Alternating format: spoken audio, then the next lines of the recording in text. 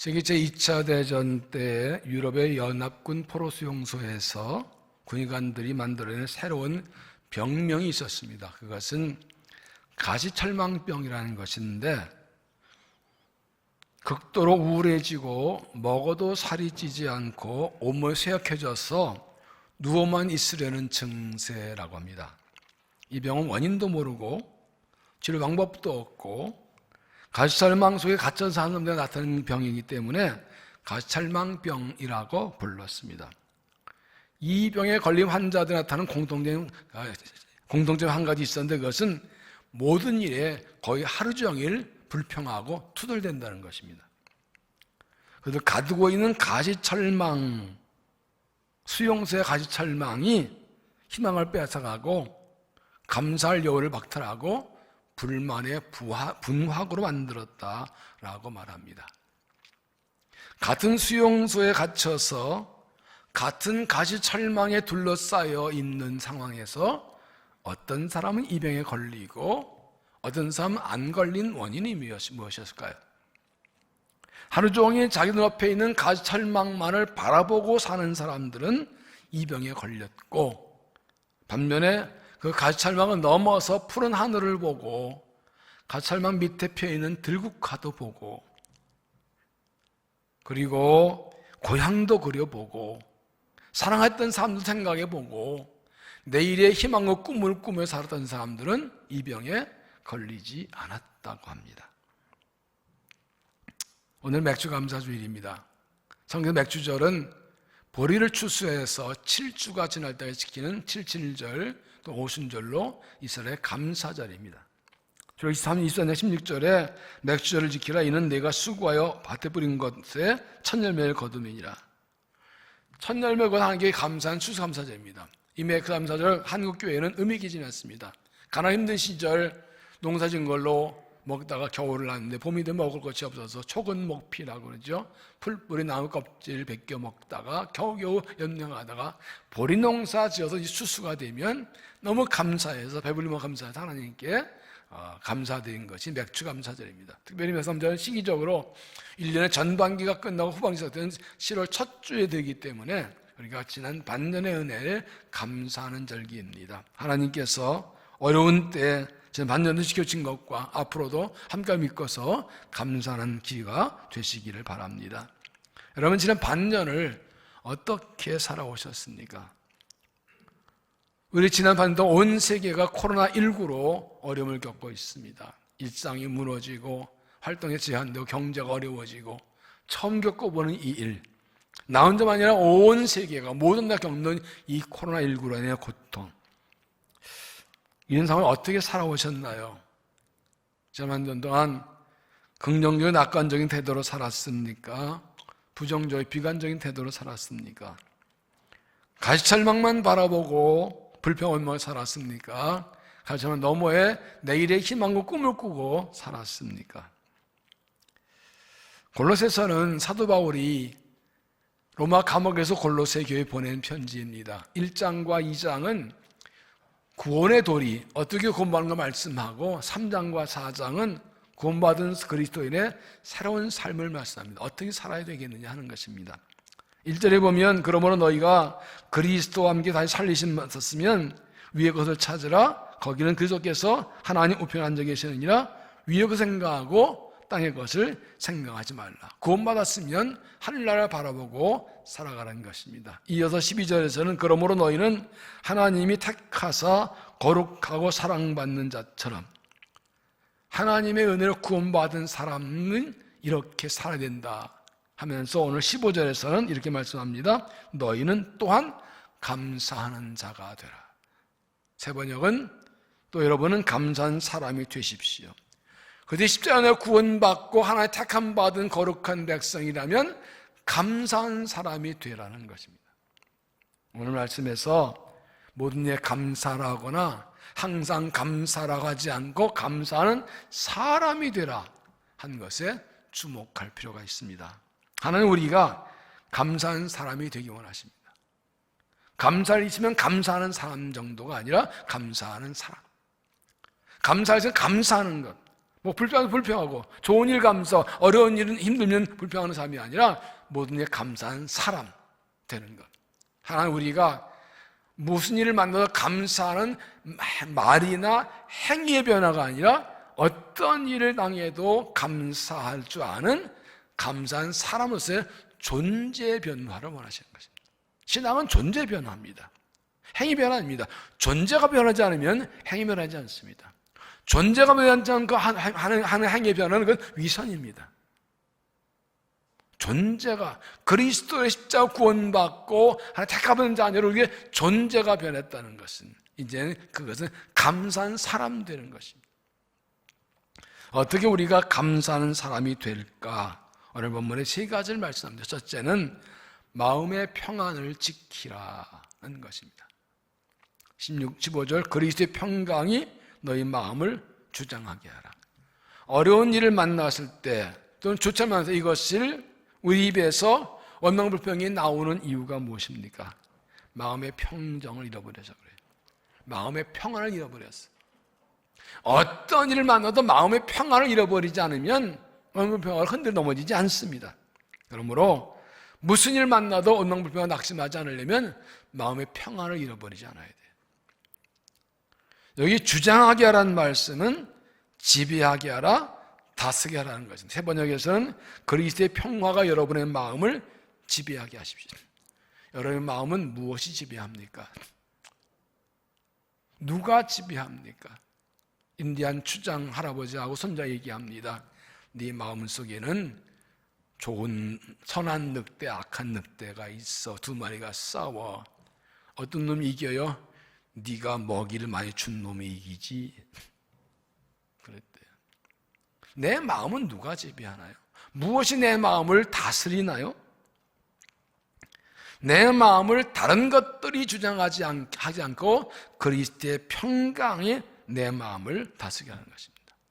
내 생각이나 내 감정이나 다른 사람들의 말이나 세상 흐름이나 이런 것들에 따라 내 마음이 왔다 갔다 하는 것이 아니라 그리스도의 평강이 내 마음을 주장하게 된다. 그 평강이, 그리스도의 평강이 내 마음을 다스리고 컨트롤하게 된다. 어떻게 그리스도의 평강이 내 마음을 주장하게 할 수 있을까요? 하나님께 평안을 구해야 합니다.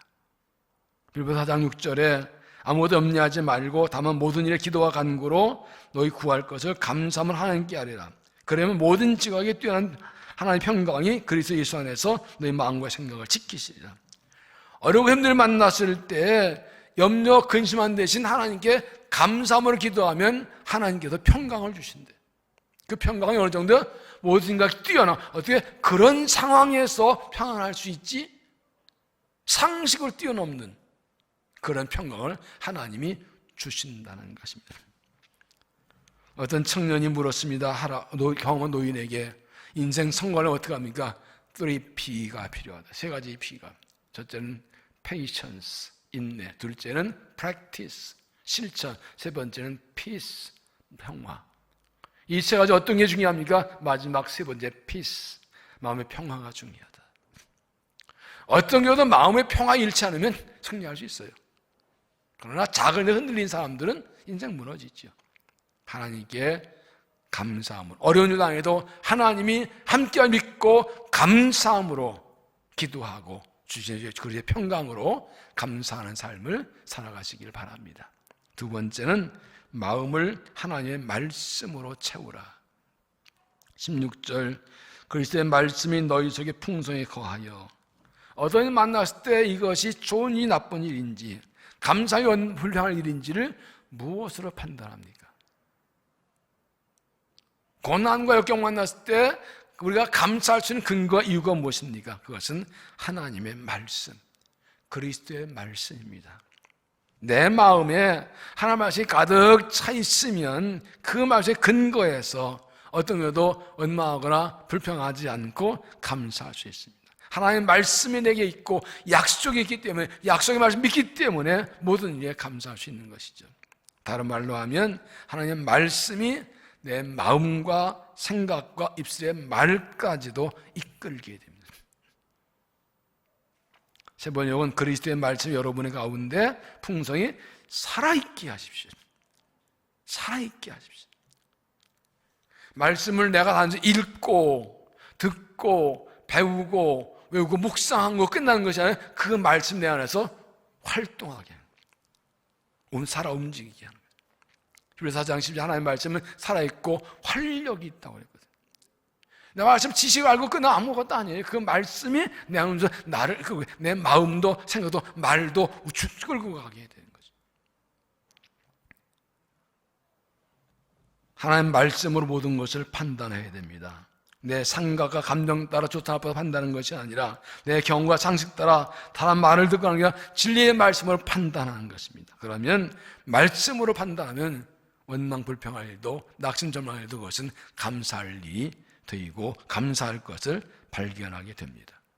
로마서 8장 28절에 우리가 알거니와 하나님을 사랑하는 자 곧 그의 뜻대로 부르심을 받은 입은 자들에게는 모든 것이 합력하여 선을 이루느니라. 핵심 무엇입니까? 내가 하나님을 사랑하는 사람인 것입니다. 하나님의 부르심을 받은 자는 확신을 가지는 것입니다. 그렇게 되면 내게 일어난 모든 일과 사건이 실패와 역경과 고난이 나도 하나님께서 선으로 바꿔주십니다. 하나님이 모든 것을 한쪽에 선이 난데 만들어 주시는 것입니다. 이 한마디 말씀만 믿고 있어도 우리는 감사할 수 있습니다. 하나님 말씀을 가득 채우고 말씀으로 판단해서 무엇을 만나 하나님께 감사하는 사람으로 살아가시길 바랍니다. 세 번째는 항상 찬송하고 노래하며 살라 하는 것입니다. 16절 시와 찬송과 신령한 노래를 부르며 감사하는 마음으로 하나님을 찬양하고. 노래와 음악은 사람의 마음을 편하게 하고 즐거운 기쁨을 주는 그 효과가 있지요. 힘들고 어려울 때 노래를 듣거나 음악을 듣거나 노래를 부르면 위로받고 편하기도 합니다. 그런데 아무 음악이나 듣거나 아무나 부른다고 다 그런 효과가 있는 것은 아닙니다. 감사한 사람이 되려면 좋은 음악 듣고 좋은 노래를 불러야 돼요. 슬플 때 슬픈 노래 부르면, 슬픈 노래 들으면 더 슬퍼져요. 괴로울 때 괴로움을 호소하는 노래를 부르거나 그런 음악을 들으면 더 괴로워져요. 신세가 처량할 때 신세 한탄하는 그런 노래를 듣거나 부르면 더 신세가 처량해져요. 힘들고 어려울수록 감사한 노래를 불러야 감사한 사람이 되고 어려움 이기게 됩니다. 그래서 심지어 시와 찬송과 신령한 노래를 부르라고 그랬어요. 여기서 시는 시편을 가리키고 찬송은 하나님을 찬양하는 곡이고 신령한 노래는 일반 모든 성가곡을 말합니다. 핵심은 신령한 노래입니다. 하나님을 찬양하고 신령한 노래 부를 때 그렇다는 거죠. 미국에서 어느 성가대 지휘하는 장로님을 만난 적이 있는데 그분은 한 30년대 이 간경화로 죽게 되었어요. 그 당시 약이 별로 없었어요. 그래서 자기가 공부해서 약을 찾아오면서 그분이 한 것이 항상 긍정적 음악을 한다고 찬송을 듣고 부르는 거예요. 음악 전공한 분이거든요. 뭐 비창 이런 것보다는 환희송가 이런 거를 듣고 찬송하고 찬양하고 그것이 자기 병을 고쳤다는 거예요. 그래서 16절에는 감사한 마음으로 하나님을 찬양하라고 그랬어요. 내 마음을 위로하기 위해서 내가 평안하기 위해서 노래 부르는 것이 아니라 하나님을 찬양하는 것. 이것이 나를 살린다는 겁니다. 어떤 경우에도 환난 고난만 와도 하나님을 찬양할 수 있으면 이미 승리한 것입니다. 바울과 실라가 빌립보 감옥에 갇혔을 때 그 절망과 고통 가운데도 큰 소리로 하나님께 찬미하고 기도했다고 그랬어요. 그때 하나님께서 지진으로 옥문열을 풀어주셨죠. 어떤 환난 고난에서도 하나님을 찬양할 수 있으면 승리한 것입니다. 그런 사람이 하나님께서 은혜를 주시고 승리하게 해주시는 것입니다. 어렵고 힘든 일을 당하고 원치 않은 일을 당했더라도 하나님 함께 할 수 있고 하나님을 찬양하십시오. 하나님 기도를 들으시고 승리할 것 믿고 하나님을 찬양하십시오. 그래서 모든 일에 감사한 사람으로 살아가시기를 바랍니다. 정글북의 저자 디어드 키플링은 영국의 소설가이고 동화작가인데 1907년에 영어권 작가는 처음으로 노벨상을 받아 유명해졌습니다. 다른 기자 한 사람이 찾아와가지고 이렇게 말했습니다. 선생님, 어떤 사람이 선생님 수입을 계산해 보니까 단어 하나로 100달러를 벌었답니다. 작품을 많이 쓰고 돈을 많이 벌었는데 계산해 보니까 그가 얼마 돈 많이 벌었는지 단어 하나에 100달러어치라는 거예요. 그럼 말 한마디 하면 몇백 달러 들어오네. 이 기자 말합니다. 제가 지금 100달러 드릴 테니까 100달러 가치의 말 한마디만 해주세요. 그래서 지갑을 열어 100달러짜리 줬습니다. 키플링이 그걸 딱 받아들고 뭘 할게요? 땡큐. 감사합니다. 끝. 100달러 받고 한다는 말이 감사합니다. 땡큐. 여러분, 감사합니다. 이 한마디 우리가 많이 쓰는 말이지만 사실은 엄청난 가치와 힘이 있습니다. 100달러뿐 얘기했습니까? 감사합니다 할 때 하나님 일하셔서 은혜와 복을 주십니다. 감사 한마디가 막힌 관계를 풀어주고 삶을 바꿉니다. 하나님 우리가 모든 일에 감사한 사람 되기 원하십니다. 내가 모든 일에 감사한 사람이 되면 내 인생에 감사할 일이 많이 생기게 됩니다. 내가 감사한 사람이 되면 전에는 원망 불평했더니 감사할 일이 되고 열망의 불쾌의 조건이 감사의 조건이 됩니다. 내가 감사한 사람이 되면 전에는 내 눈에 원망 불평할 일만 보이던 것이 이제는 감사할 일만 보입니다. 감사로 인생 습관 빠지는 달라진 사람들이 굉장히 많습니다. 무엇보다 내가 감사한 사람이 되는 만큼 그의 정비를 해서 하나님께서 내 삶에 감사할 일이 그만큼 늘어나게 해주십니다. 감사하는 사람이 하나님의 쓰임받고 받는 자격 조건입니다. 2020년 반년 지나고 후반기 시작되었습니다. 남은 반년 어떻게 살겠습니까? 코로나19가 빨리 종식되길 바라는데 언제 종식될지 잘 모르고 2차 팬데믹이 올지 모른다는 그런 긴장 가운데 있습니다. 치료제 백신이 언제 나올지 모르겠고 나와도 백신도 2, 3개월밖에 안 간다는 얘기도 있습니다. 코로나19가 종식되고 극복된다 하면 다 끝나나요? 더 이상 이제 문제가 없나요? 살면은? 이것만 끝나면 이제 염려 없이 살 수 있나요? 아닌 거 알죠? 우리 살면 여전히 크고 작은 일과 문제들이 있습니다. 어떻게 살아갈까요? 하나님께서는 우리에게 말씀하십니다. 감사한 사람이 되라고요. 감사한 사람으로 존재의 변화를 원하십니다. 어떤 경우도 마음의 평안을 지키십시오. 주어진 평강을 빼앗기지 마십시오. 사람들 소리에, 세상 돌아간 소리에 환경성하고 평강을 뺏기지 마십시오. 기도함으로 평강을 지키십시오. 하는 말씀을 가득 채우고 말씀으로 판단받으십시오. 하나님께 찬양할 신령한 노래 날마다 부르십시오.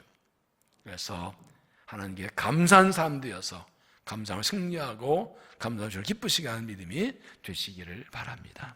기도하겠습니다. 하나님, 힘겨운 때를 지나가는데 지금까지 지켜주신 것을 감사합니다. 앞으로도 주님 안에 있을 때 함께 지키시고 동행하실 줄로 믿습니다. 이 믿음으로 날마다 감사하며 살아가게 하시고 어떤 경우에도 하나님 때문에 하나님 안에서 감사한 사람으로 존재가 변화되어 하나님 백성답게 살아가고 하나님 기쁘시게 하는 삶을 살아갈 수 있도록 은혜를 도하여 주시옵소서. 예수님 이름으로 기도하옵나이다.